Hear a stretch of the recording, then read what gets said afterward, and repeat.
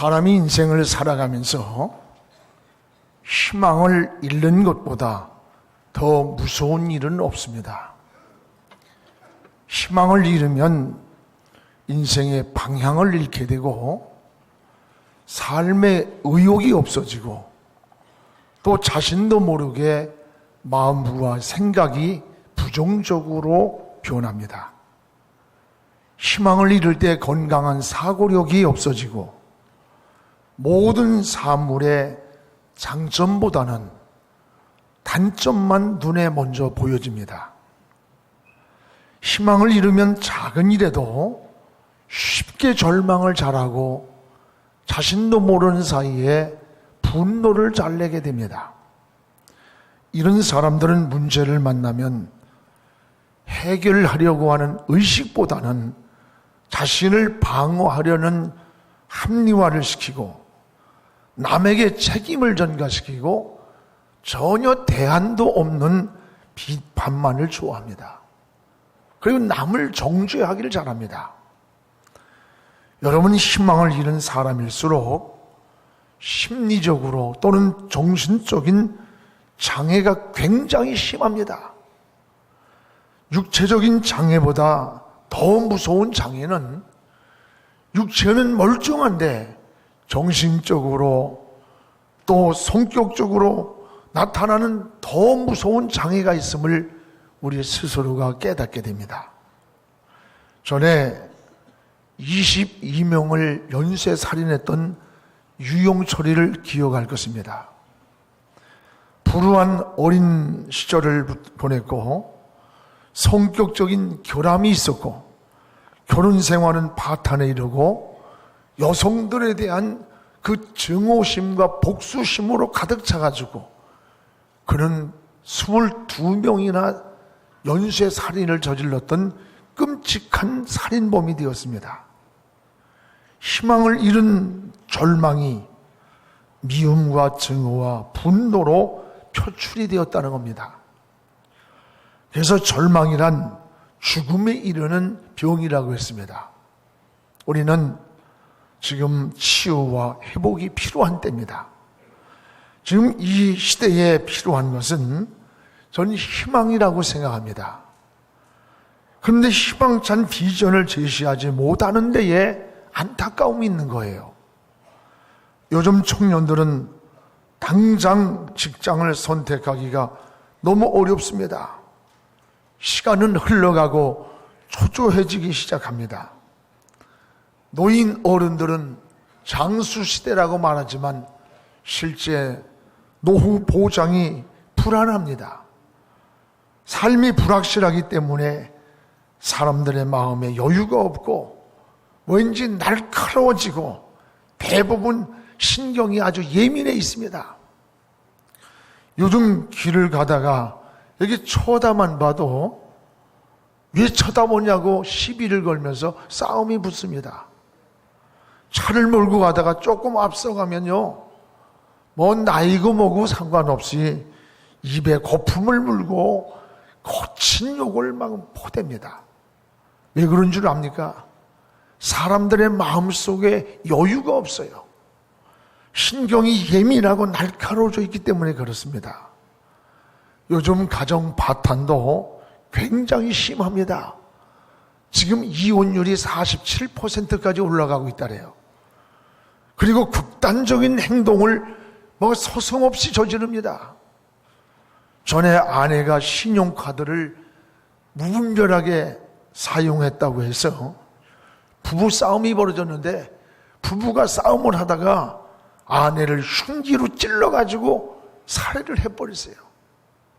이 카드도 잘 써야지 큰일 납니다. 오늘 이 시대에 가장 시급한 문제가 뭘까? 저는 치유와 회복이라고 생각합니다. 나라의 정책도 백성이 무엇에 신음하고 있는지를 빨리 즉시하고 바른 방향과 희망찬 비전을 제시해주면 다시 일어납니다. 우리 민족은 강한 민족입니다. 위기를 잘 극복하는 민족입니다. 지금보다 훨씬 어려웠던 시대에도 그때에 잘 극복하고 일어났습니다. 정치, 경제, 사회, 문화, 교육 모두 희망찬 비전 제시가 필요한 때입니다. 오늘 말씀에는 바벨론의 오랜 포로 생활을 하다 보니까 희망을 잃었습니다. 남북 이스라엘이 갈라졌고 12지파가 흩어집니다. 소생할 가능성이 전혀 보이지 않는 백성들은 절망에 빠져들기 시작했습니다. 이때에 하나님은 에스겔에게 희망을 보여주면서 치유와 회복을 시켜주는 내용이 오늘 본문 내용이에요. 에스겔 골짜기에 마른 뼈들이 뒹굴고 있는 환상을 봤습니다. 이 뼈들은 그 당시에 희망을 다 잃어버렸던 이스라엘 백성들의 처절한 모습을 보여주는 겁니다.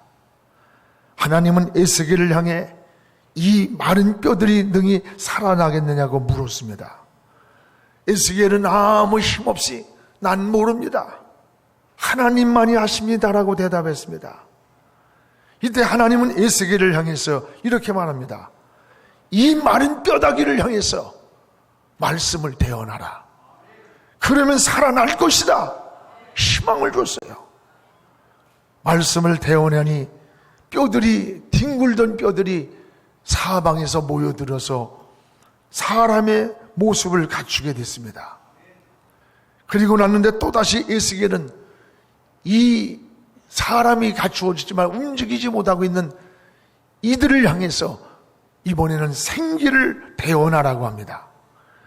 그리고 생기가 들어가고 나니까 움직이는 큰 군대로 회복이 되는, 이건 이스라엘 백성들이 바벨론에서 다시 회복되어서 다시 남북이 통일되어 가지고 돌아가는 희망의 비전을 보여주는 그런 환상이었습니다. 이스라엘 백성이 바벨론 포로에서 다시 돌아오고 남북 이스라엘이 통일되는 희망찬 비전을 환상 속에서 보여줬습니다. 이들 속에 생기가 들어가니까 살아난 거예요. 우리도 다시 이 시대에 하나님의 말씀이 우리 속에서 움직여야 되겠고 또 생기가 우리 속에 들어가 회복해야 됩니다.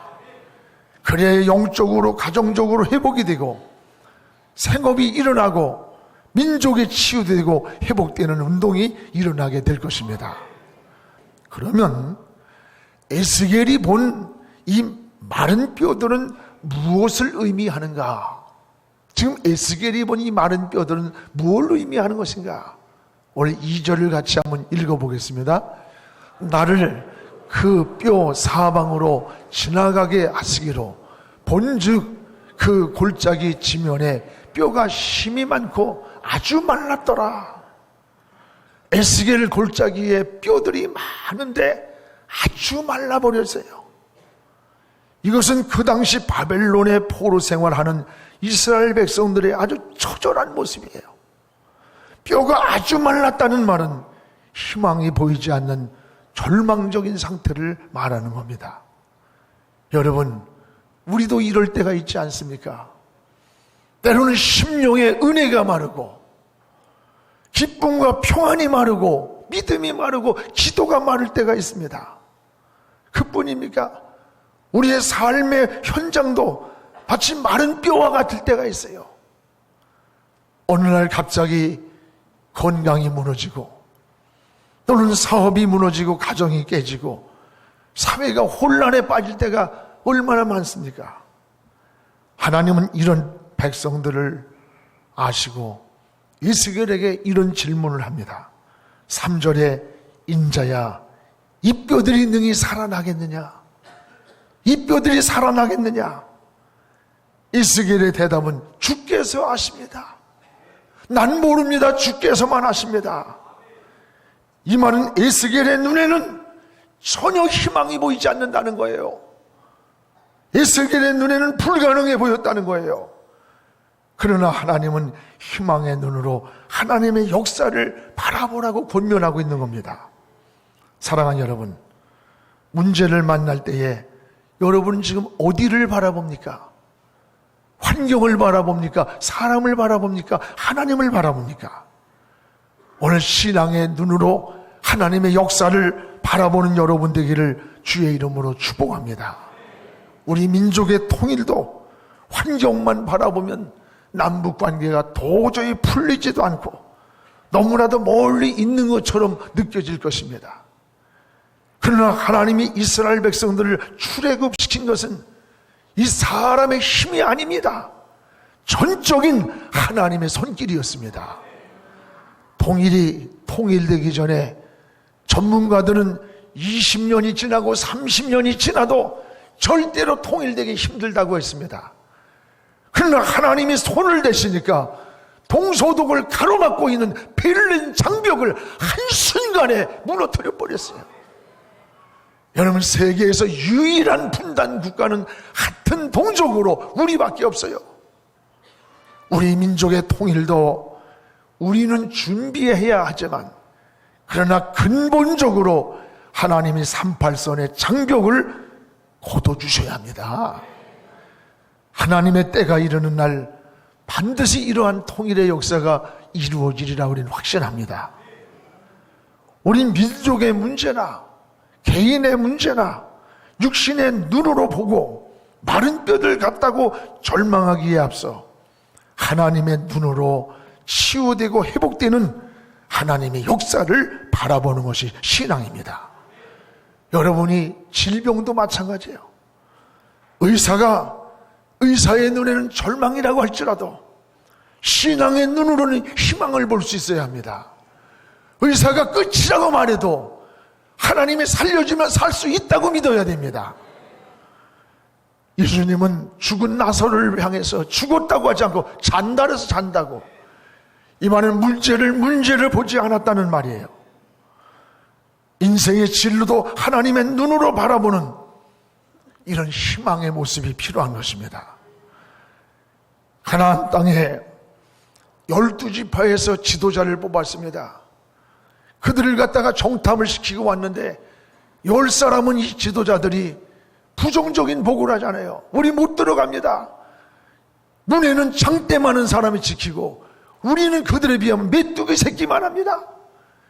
그 못 들어간다는 말 한마디를 듣는 순간 40년을 기다렸던 이스라엘 백성들의 가슴에 꿈이 유산이 됐어요.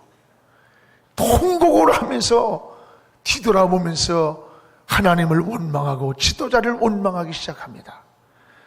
조금 후에 갈렙과 여호수아가 왔습니다. 포도송이를 둘이 메고 왔어요. 이 땅은 굉장히 기름진 땅입니다. 이 땅은 들어갈 수 있는 땅입니다. 왜냐하면 하나님의 약속으로 주신 땅이고, 그들이 아무리 장대가 될지라도 하나님이 우리에게 붙여준 하나님의 손길이 있기 때문에 그들은 우리 밥입니다. 우리는 들어갈 수 있습니다 라고 했어요. 그러나 이미 백성들의 마음속에는 부정적인 마음이, 불신의 마음으로 이미 가득 차버렸어요. 결국은 들어갈 수 있다고 믿음의 눈으로 바라보았던 갈렙과 여호수아, 그리고 광야에서 다시 태어난 20세 미만의 젊은이들만 가나안 땅을 들어가게 됩니다. 여러분, 오늘 우리의 신앙생활이 어떻습니까? 우린 어떤 시각으로, 어떤 눈으로 바라보느냐가 중요한 것입니다. 신앙의 눈으로 하나님의 역사를 바라보는 것이, 이걸 믿음이라고 말하는 거예요. 이것이 바로 신앙이라는 사실을 기억하시기를 바랍니다. 하나님은 에스겔을 향해 묻습니다. 이 뼈들이 살아나겠느냐? 살아나겠느냐? 하나님이 몰라서 묻는 게 아니에요. 이 말씀은 살아날 수 있다! 희망을 가져라! 하나님의 꿈을 가지라는 비전을 제시하고 있는 겁니다. 우리도 역경이 있을지라도, 여러분 인생 살다가 실패가 찾아오고 질병이 찾아오고 문제가 찾아올지라도 환경만 바라보지 말고 하나님의 역사를 바라보는 그런 희망의 눈을 다시 뜨시기를 주님의 이름으로 축복합니다. 저는 성경에 나오는 갈렙을 굉장히 좋아해요. 갈렙은 당시에 85세의 노인임에도 불구하고 이 산지를 나에게 주십시오. 그 산지는 좋은 땅이 아니에요. 누구도 가기를 싫어했던, 거부했던 헤브론 땅입니다. 그런데 그 땅을 달라는 거예요. 왜 그랬느냐? 그 땅은 거칠고 황무지였지만 하나님의 약속이, 하나님의 축복의 약속이 담겨있는 땅이 헤브론 땅임을 알았기 때문에 남들이 가기를 싫어했지만 85세의 노구에서도 의욕을 잃지 않고 그 산지를 나에게 달라고 외쳤던 거예요. 우리가 믿음이 뭡니까? 믿음을 진정으로 가지고 살면 생각이 긍정적으로 바뀌어요. 행동이 바뀌어요. 보는 눈이 달라지는 거예요. 오늘 마른 뼈와 같은 현실일지라도 하나님이 치유하시고 회복시켜 주시는 비전을 바라보는 우리 모두가 되기를 주님의 이름으로 축복합니다. 그러면 이 마른 뼈들을 누가 살렸는가가 중요합니다. 이 마른 뼈들을 과연 누가 살렸는가? 오늘 5절, 6절을 우리 한번 같이 읽어봅시다. 주 여호와께서 이 뼈들에게 이같이 말씀하시기를 내가 생기를 너희에게 들어가게 하리니 너희가 살리리라. 너희가 살아나리라. 살아나리라. 6절 너희 위에 힘줄을 두고 살을 입히고 가죽으로 덮고 너희 속에 생기를 넣으리니 너희가 살아나리라. 살아나리라. 또 내가 여호와인 줄 너희가 알리라 하셨더라. 오늘 여기 5절 6절에 여러분 반복된 단어가 뭡니까? 너희가 살아나리라. 너희가 살아나리라는 거예요. 우리를 살리는 분이 누구냐?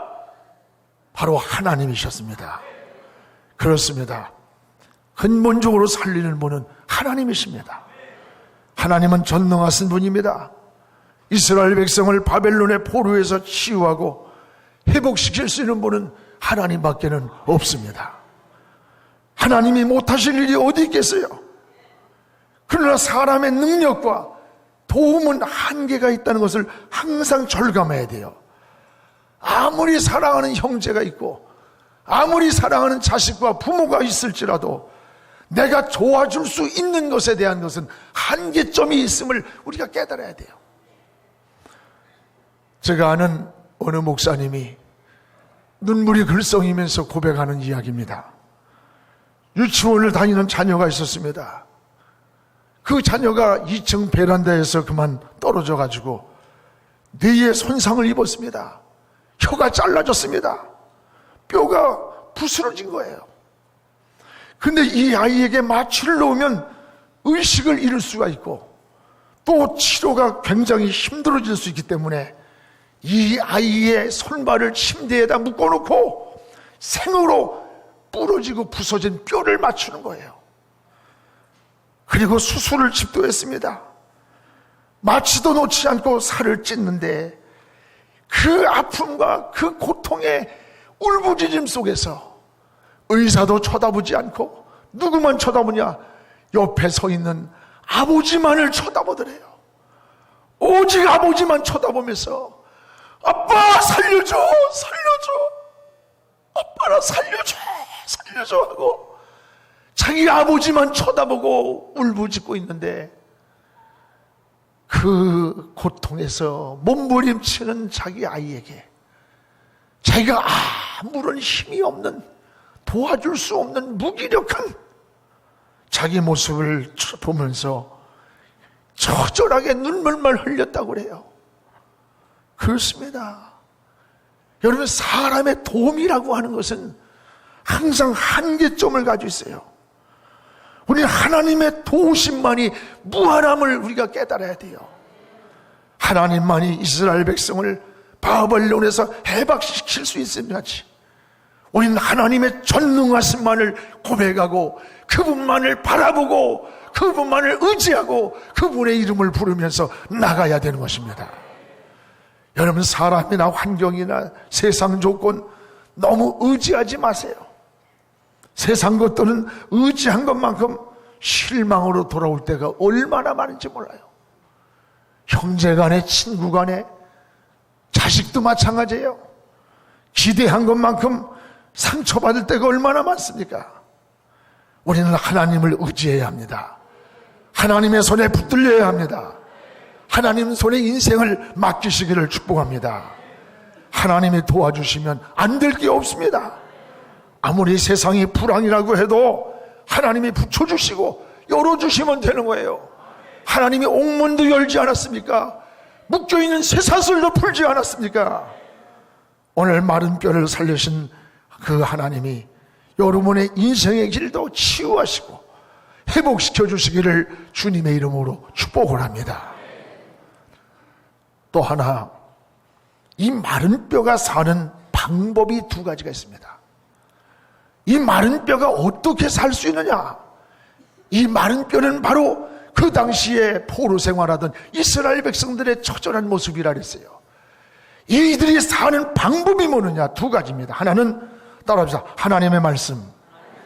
하나님의 말씀을 대언할 때에 이 마른 뼈가 살아났습니다. 우리 7절을 같이 읽겠습니다. 이에 내가 명령을 따라 대언하니 대언할 때에 소리가 나고 움직이며 이 뼈 저 뼈가 들어맞아 뼈들이 서로 연결되더라. 언제 살아났습니까? 하나님의 말씀을 대언할 때 살아났습니다. 대언한다는 말은 전할 때를 말합니다. 하나님 말씀을 전할 때에 이 뼈 저 뼈가 제자리를 찾았습니다. 하나님 말씀을 전할 때입니다. 마른 뼈처럼 희망을 잃은 이 사회를 향해 우리가 해야 할 일이 뭔 줄 압니까? 하나님 말씀을 대언하는 겁니다. 절망에 빠져있는 사람들에게 하나님 말씀을 대언하는 거예요. 다니엘서 10장 19절에 보면 은총을 크게 입은 사람이요 두려워하지 마라, 평안하라, 강건하라, 강건하라 이렇게 말할 때에 내가 힘이 솟아났다. 힘이 언제 힘이 솟아났느냐? 하나님의 말씀을 들을 때에, 하나님 말씀을 들을 때에 힘이 솟아났는데, 이 힘은 육체의 힘만이 아니에요. 영적인 힘이요, 믿음의 힘이요, 하늘 위에서 내려온 새 힘인 것입니다. 오늘 이 힘이 하나님 말씀을 들을 때에 솟아났다는 거예요. 오늘 이 하나님 말씀을 우리는 전해줘야 합니다. 우리의 심령을 향해, 가정을 향해, 이 사회를 향해서 전해야 됩니다. 하나님 말씀을 전할 때에 마른 뼈들이 살아났듯이 시편 119편 105절에 보면 주의 말씀은 내 발의 등이요 내 길이 인생길의 빛이라고 그랬습니다. 히브리 4장 12절에는 하나님 말씀은 수술도 같아서 살았고 운도 생명력이 있어서 어떤 예리한 칼보다도 더 예리하다는 거예요. 여러분, 못된 성격, 못된 사람도 하나님 말씀이 그 속에 뚫고 들어가면요 바꿔놓습니다. 변화됩니다. 새 사람이 됩니다. 인격이 바뀌고 삶이 바뀌는 거예요. 전에 노름빚을 많이 지고 갚을 길이 없으니까 제자를 유괴해가지고 그 제자를 죽인 선생님이 있었어요. 그런데 사형 언도를 받았습니다. 교도소에서 예수님을 믿게 되었고 교훈을 받았어요. 그를 마지막 사형당하기 전에 내가 이 세상에는 도저히 갚을 수 없는 빚을 진 죄인이지만 작은 빚이라도 갚고 싶은데 이제 내가 마지막 죽기 전에 내 두 안구 눈을 빼서 내 심장을 띄어서 내 콩팥을 띄어서 내게 있는 모든 장기를 줄 수 있다면 다 주어서 고통당하는 이들에게 그리스도의 사랑을 전하고 가고 싶습니다. 그래서 모든 장기를 다 주고 사형장이 이슬로 사라졌어요. 여러분, 제자까지 죽일 수 있었던 이 잔악했던 마음이 어떻게 이런 변화가 일어날 수가 있겠어요? 이건 하나님의 말씀입니다. 하나님 말씀이 속에 들어가니까 인격을 바꿔놓고 생각을 바꿔놓고 새 사람을 만들어주는 거예요. 오늘 우리는 세상을 향해서 이 말씀을 대언하시기 바랍니다. 세상을 향해 예수 믿어야 구원받는다, 예수 믿고 생명을 얻으라고 여러분이 담대하게 하나님 말씀을 전해주시기를 바랍니다. 또 하나는 따라합시다. 생기가 들어갈 때, 생기가 들어갈 때 살아났습니다. 오늘 9절에 보십시오. 9절에 또 내가 이르시되 인자야 너는 생기를 향하여 대언하라. 생기에게 대언하여 이르기를 주 여호와께서 이같이 말씀하시기를 생기야 사방에서부터 와서 이 죽음을 당한 자들에게 불어서 살아나게 하라 하셨다라. 생기를 향해서 대언할 때 생기가 들어가니까 살아나기 시작했어요. 이 생기가 뭡니까? 하나님의 영이에요. 바로 성령이에요. 예수의 영입니다. 사람은 여러분 하나님이 창조하실 때에 생기를 넣었더니 생명이 되었다고 했어요. 인간은 다른 생명체와 다른 게 생기가 들어있는 거예요. 하나님의 영이 있는 거예요. 예수의 영이 있고 성령이 있는 거예요. 그래서 인간을 영적 존재라고 그래요. 인간은 의식주만 가지고 만족하지 못해요. 생기가 들어가야 평안이 오고 생기가 들어가야 살아나는 거예요. 이 생기가 우리의 심령의 가정의 사회에 들어가면 심령을 살리고 가정을 살리고 민족을 살리는 겁니다. 사랑하는 성도 여러분, 에스겔 골짜기에 치유될 수 없는 마른 뼈들이 회복되었습니다. 사람의 눈으로 보면 절망적인 환경임에도 불구하고 하나님이 하시면 된다고 하는 사실, 그러기에 우리는 하나님을 바라보아야 합니다. 하나님을 의지해야 됩니다. 무슨 문제를 만났든 신앙의 눈으로 마른 뼈가 살아나는 하나님의 역사를 바라보시기를 축복합니다. 기도하겠습니다. 살아계신 하나님 아버지, 하나님의 은혜를 감사합니다. 오늘 에스겔 골짜기에 마른 뼈들처럼 이스라엘 백성들이 희망을 잃고 절망해서 방황할 때에 하나님께서 에스겔을 불러서 환상을 보여주시고 비전을 주셨던 것을 소망합니다. 하나님, 두 가지 생기야 들어가라고 하셨고 말씀을 대언하라고 할 때에 아버지 하나님, 이 뼈 저 뼈가 모여들었고 힘선에 붙었고 가죽이 붙었고 그곳에 생기가 들어가서 큰 군대가 되었던 이스라엘 백성들이 회복되는 이 역사가 하나님의 말씀이었고 하나님의 영이었음을 고백하오니 주여, 주의 말씀을 붙잡게 하여 주옵소서. 주의 말씀을 세상을 향해 선포하게 도와주옵소서. 성령의 기름 부으심이 있게 하시고 성령의 능력을 의지하는 하나님의 백성들로 생기가 들어가게 하여 주시옵소서. 예수님의 이름으로 기도하옵나이다. 아멘.